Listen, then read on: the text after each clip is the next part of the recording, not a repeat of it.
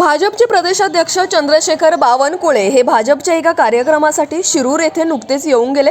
त्यावेळी शिरूर येथे झालेल्या पत्रकार परिषदेवेळी रावसाहेब दादा पवार घोडगंगा सहकारी साखर कारखान्याच्या वीज खरेदी संदर्भातील विचारलेल्या प्रश्नांचे उत्तर देताना त्यांनी स्पष्ट केले की मी ऊर्जा मंत्री असताना सर्व कोजन प्रकल्पांना मान्यता देऊन ऑनलाईन अर्ज व वीज खरेदी करार करण्यात आले, परंतु त्यावेळी अशोक पवार यांच्या दुर्लक्षामुळे वीज खरेदी करार होऊ शकला नाही आणि मग आमच्या नावाने का ओरडत आहात।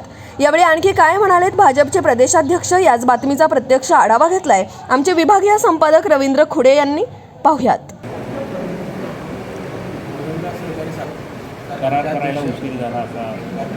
घोडगंगा प्रकल्पाच्या करता तो करार करण्याकरता मी ऊर्जा मंत्री असताना अनेक वेळा पॉलिसी तयार केल्या। अनेक राष्ट्रवादी काँग्रेसच्या नेत्यांनी त्या पॉलिसीचा लाभ घेतला।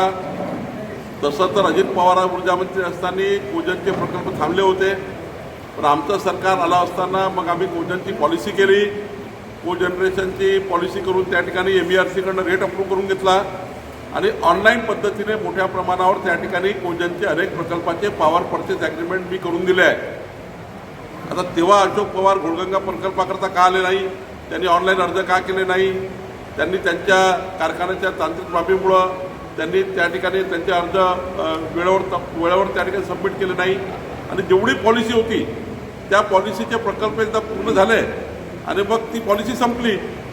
त्याच्यामुळं तुम्ही एक तर वेळेवर येणार नाही, वेळेवर ऑनलाईन करणार नाही, वेळेवर तुम्ही PPA करणार नाही आणि जेव्हा तुमची पॉलिसीची मेगावॅट कॅपॅसिटी संपल्यावर तुम्ही मग म्हणाल मला की बाबा आमच्या कारखान्याचा PPA झाला नाही वगैरे वगैरे, हा केवळ आणि केवळ त्या काळामध्ये अशोक पवारांनी केलेला दुर्लक्षपणा आहे। त्यामुळं तो PPA थांबला होता। निश्चितपणे आमचं सरकार हे जेवढे PPA झाले ते सर्व अजितदादाच्या काळामधले जेवढे कारखाने त्या ठिकाणी होते त्या सर्व कारखान्यांना मदत करावी, कारण शेवटी कारखाना कुणा व्यक्तीचा नाही आहे, कारखाना शेतकऱ्याचा असतो आणि शेतकऱ्याला मजबूत करणे ही पहिली पॉलिसी आहे आमची। आणि म्हणून कधी नव्हे एवढे कोजनच्या प्रकल्पाला मान्यता दिली, कधी नव्हे मी मंत्री असताना एक्साईज मंत्री असताना सर्व कारखान्याला इथेनॉलची परवानगी मी दिली आहे। इथेनॉलची देवेंद्र फडणवीस सरकारने सूचना दिली, देवेंद्र फडणवीसजींनी मला सांगितलं, नितीन गडकरी साहेबांनी सांगितलं, केंद्र सरकारची मोदीची पॉलिसी आली आहे की तुम्ही इथेनॉल करा। इथेनॉलला परवानगी आम्ही दिल्या, कोजनला परवानगी आम्ही दिल्या आणि मोठ्या प्रमाणावर दिल्या। आणि त्यामुळं आत्ता शेतकऱ्याची दिशाभूल करणे, जनतेची दिशाभूल करणे याला अर्थ नाही, ती चूक तुमचीच आहे आणि त्यामुळं पॉवर परचेस ॲग्रीमेंट झालं नाही, आमची चूक नाही। आम्ही तुम्हाला खुली निविदा काढल्या होत्या, खुल्या त्या ठिकाणी ऑनलाईन केलं होतं, तुम्ही त्या ठिकाणी आले नाही, तुमची चूक आहे।